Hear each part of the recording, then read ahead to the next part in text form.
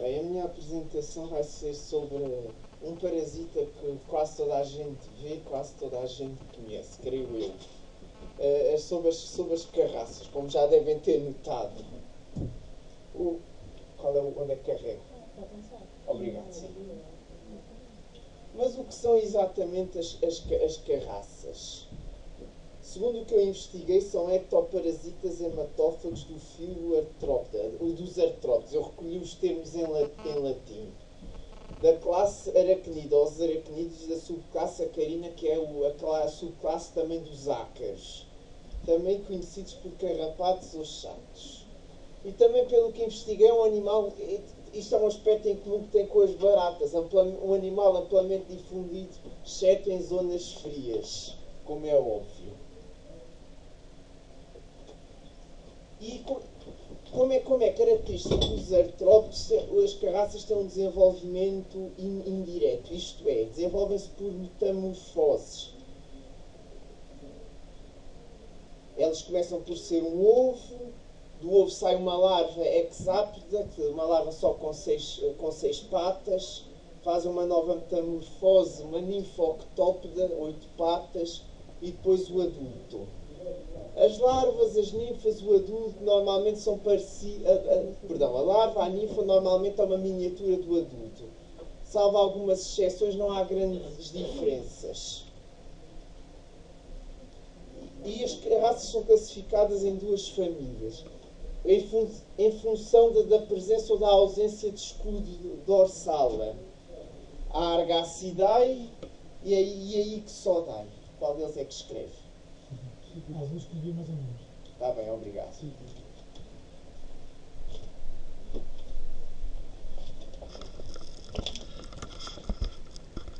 Está bem, e não se riam que eu também não tenho muito jeito para o desenho.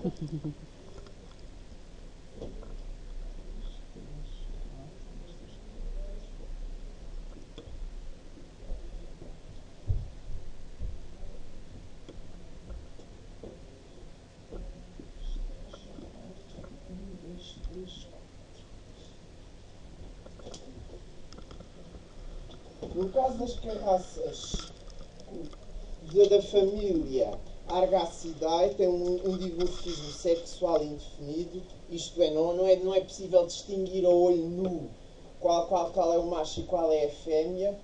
O seu capítulo é terminal durante a fase lavar e ventral nas restantes fases. Pois, eu devia ter-vos dito logo. Isto aqui é um exemplo tosco de que a raça da família Argacidae. E este é da Ixodidae. O capítulo, se não perceberem, é o aparelho bucal, mas foi o sinónimo que eu encontrei porque ficava uma cacofonia a indicar. O seu aparelho bucal é terminal. Achei que ficava feio. Terminal significa que fica na extremidade do corpo. Ventral significa que fica por baixo do animal. No caso das carraças da família Agacidae é o que acontece. Onde é que eu ia?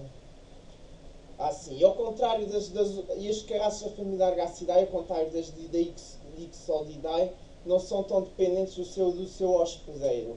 Alimentam-se pouco tempo, passam alguns minutos com o seu hospedeiro, normalmente só vão ter com o seu hospedeiro quando ele está a dormir. E por isso é tão difícil encontrar essas carraças. Elas alimentam-se e pouco depois vão-se embora e voltam mais tarde quando bem lhes apetece. As carraças da família Oxidae são aquelas que nós frequentemente mais vemos, os nossos animais domésticos, aquelas que nós arrancamos e às vezes sem querer esprememos. É nojento, não é? Pois. Essas carraças praticamente são o oposto das outras carraças que eu referi anteriormente. Um dimorfismo sexual bem definido, ao contrário das outras carraças da Argacidae. Por exemplo, no caso destas carraças, a fêmea é maior que o macho, a fêmea alimenta-se mais, incha mais, e o seu capítulo é terminal em todas as fases.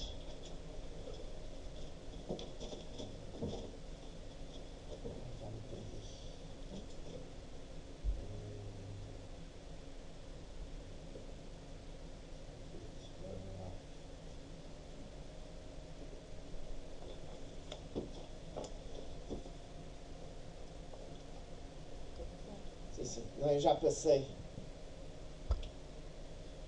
Sobre o aparelho bucal das carraças, eu também vi sobre o mecanismo.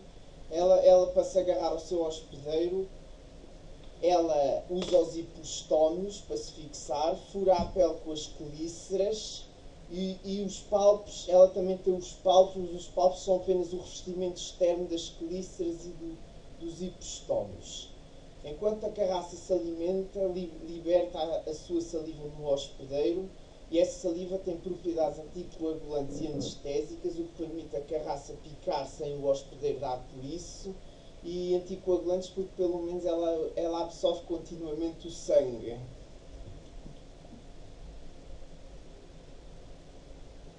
E aí é evidente que as carraças são um animal muito promíscuo. Devem ser erradicadas porque são transmissoras de doenças. O que muito pouca gente sabe é que as carraças podem ter mais do que um hospedeiro, principalmente as Argacidae.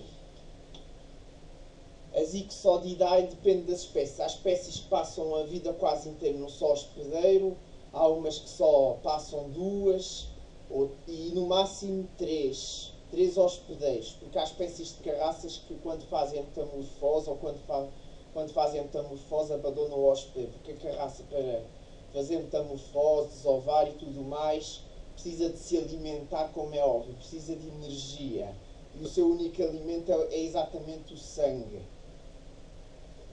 E a carraça transmite tantas doenças que apenas um mosquito a ultrapassa nessa matéria. Recolhi alguns exemplos de doenças transmitidas: tularemia, febre das montanhas roçosas, tifo de São Paulo, a doença de Lyme. Esta é a que nós mais conhecemos como a febre da carraça. Medidas de prevenção. É recomendável, quando se vai para uma zona assim mato densa, ervas altas, onde há o perigo de aparecer carraças, recomendável usar roupas claras, que é para ser mais fácil encontrá-las, para ser mais fácil vê-las. Usar blusas ou camisas de manga comprida, embora não seja muito confortável no verão. Usar meias ou botas sobre as calças, usar chapéu, usar luvas, e no caso das luvas, isto é aconselhável para quem vai cuidar do jardim. E se for preciso também aplicar um repelente de insetos sobre a pele. Embora isto não funcione sempre, porque há espécies que são imunes a estes repelentes. Uma maneira recomendável, ou mais recomendável, de arrancar as carraças é... Bom, também arrancar à mão não é seguro porque há o perigo de ficar lá o aparelho bucal na pele do hospedeiro. É recomendável agarrar a carraça com uma pinça pela extremidade onde se fixa a pele, exatamente pelo aparelho bucal dela, e de preferência pinças com uma ponta bem fininha. E pior ainda é arrancar as carraças que estão há mais tempo do hospedeiro do que aquelas que estão há menos tempo, porque quanto mais tempo a carraça está com o hospedeiro, ela com a saliva dela cria uma espécie de cimento na zona da picada que permite ela colar-se literalmente ao hospedeiro. E esse cimento torna-se tão eficaz que é por isso que quando arrancamos manualmente uma carraça, há aquele perigo de ficar lá a cabeça dela ainda na pele. Então, uma vez que arrancamos com a pinça, puxá-la com um movimento suave e firme, só suave e firme, nada de fazer outros movimentos mais violentos, não sacudir, não girar, tudo mais. Cuidado também para não espremer principalmente aquelas carraças mais inchadas, porque essas carraças, devido ao tamanho corporal, é mais difícil agarrá-la pelo aparelho bucal. E depois de arrancar a carraça, lavar e desinfetar a picada e fazer o mesmo com a pinça. Fim.